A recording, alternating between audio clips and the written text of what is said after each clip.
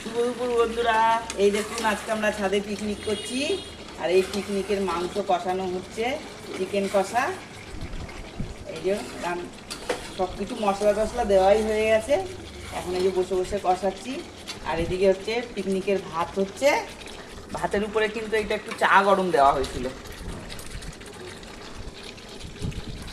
আমাকে একটু বাটিতে দাও তো ইল্লা। হ্যাঁ, একটু নিয়ে নিয়ে একটু টেস্ট করে দেখতো কিরকম হয়েছে, নুন টুন সব ঠিক আছে কিনা। বাটিতে দাও। শুভ দুপুর বন্ধুরা, এই দেখুন আজকে আমরা ছাদে পিকনিক করছি। আর এই পিকনিকের মাংস কষানো হচ্ছে, চিকেন কষা। এই যে সব কিছু মশলা টশলা দেওয়াই হয়ে গেছে। এখন এই যে বসে বসে কষাচ্ছি। আর এদিকে হচ্ছে পিকনিকের ভাত হচ্ছে। ভাতের উপরে কিন্তু এটা একটু চা গরম দেওয়া হয়েছিল।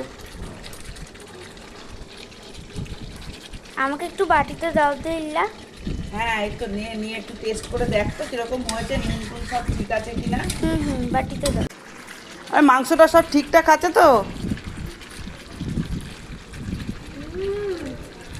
সেটা দারুণ হয়েছে, অসাধারণ। এবার কিন্তু আমি জল দিয়ে দেবো, দেখ। ঠিক আছে, তাহলে জলটা দিয়ে দিই। মেঘ তো করলো, এর মধ্যে মাংস কষা দারুণ লাগছে। আজকে খুব হাওয়া দিচ্ছে এই জায়গাটায়। বৃষ্টি হবে মনে হচ্ছে।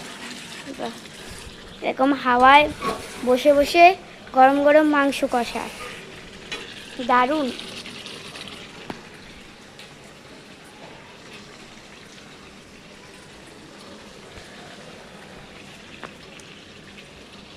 এই যে মাংস এখনো জল দেওয়া হয়নি, আর একটু পরে জল দেবে। এখানে আলু কেটে ভেজে রেখেছে, এটাও মাংসের মধ্যে পরে দিয়ে দেবে। এই যে মাংসে এখন জল দিয়ে দিচ্ছি। খুব একটা বেশি জল দেবো না, অল্প একটু দেবো। মাংস সিদ্ধই হয়ে গেছে, আর একটু ফুটুক।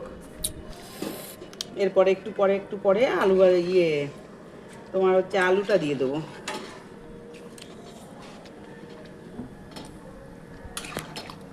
দেখতে ভালো লাগছে মাংসটা, কালারটা কিরকম হচ্ছে রে? দারুণ, হ্যাঁ, দারুণ। আর টেস্ট করলি তো কিরকম লাগছে? এই দেখো আমার এই যে মাংসটা দেখতে ঠিক এরকম লাগছে।